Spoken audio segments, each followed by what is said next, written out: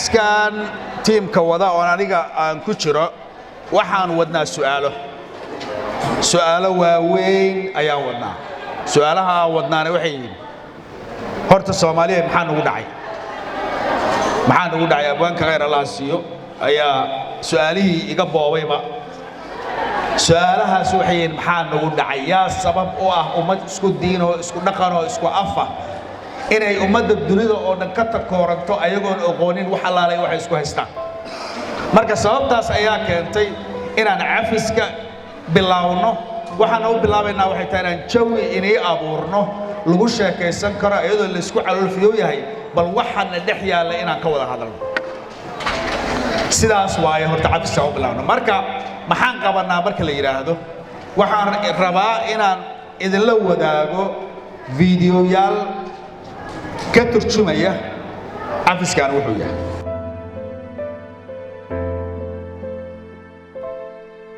labadii qofba xabadihii way soo fureen xabad kasta ay jirkayga ku dhacdo horteeda bay ku dhacaysay waan arkay ma jirto cid kuwa macaan bidaysa waxyaabaha kale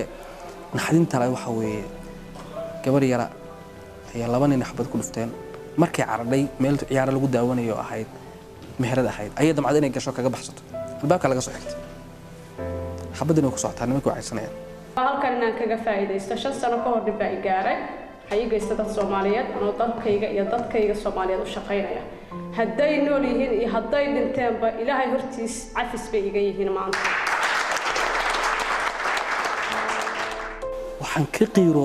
waxaan ku qiirooday marka barnaamijka aad ka doobtay ay tiriwaan cafiyo dadka ninka intuu qabtay damcay inuu madaxa kaga dhufto xabad wuxuu ku dilayna aysan jirin oo 5 xabad ku dhuftay iyadoo gabar yar ah oo anigiga ay jeedid baa qaaday markii ay si u yareed macnaha markii dhaawac ahayd oo ilmo yar qof yar bay ahayd ayaa iyadoo haddana wali yar oo gabar yar ah waxay garatay inay tahay waan cafiye dadka dibka ay gaarsiiyeen sababtan u cafiye marka waxa weeye qof walba wuxuu isweydiinayaa xuriyo maxay u cafis anigu ma garanayo caaw meel ku nool yihiin inay dhinteen inay nool yihiin walina intay hor yimaadeen igama dalban cafis sababtan u cafiye waxa weeyaan ana u arkay inaan caafimaad tahay inaan ku caafimaad inaan cafiye cid dambiga gashay waayo inaan caloosha ugu haye ee iraahdo way idileen aanan garanaynin aanan maxaa la yiraahdaa maxkamadda soo istaagi karaynin iyaga hor imaanin waxay fududeynaysaa inaan qalbigayga nadiifiyo qalbigayga ka saaro ee aan dhaho cafi baa iga tihiin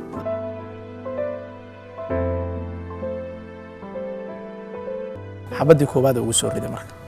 dhulkay ku dhacday aniga ma dareemin waa xabadda caloosha iga dhici doonta ma dareemin xabadii labaad ugu soo rido ahayd midda dhulka ay dhigtay oo aan la dhul dhacay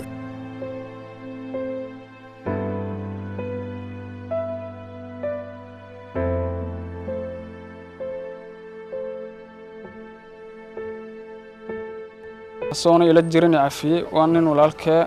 intaasna ku mahadsiya oo soona wili arag uu yiri habsiga laga soo daawi cafiye horta midaas waa ugu mahad celiye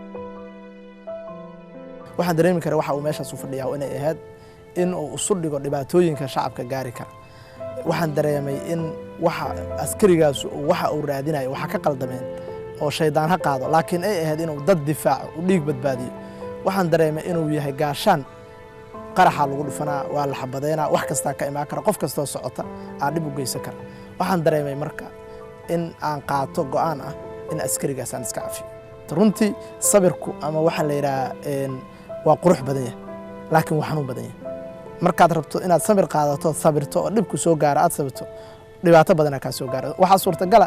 markii aan qaadar go'aankaas oo kale aad rabto inaad qaadato inaad la kulanto challenge reerkaaga yimaado oo lagu yiraahdo wareehaye dhiigaada adiga ma iskale markaad cafinay qola inta ku timaado lagu yiraahdo waxaan waa xeeranayna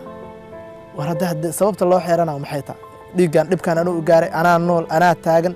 qabiil muxuu nagu soo kordhinaa haddaan maanta qabiil u tago qabiil ku xirto muxuu nagu soo kordhinaa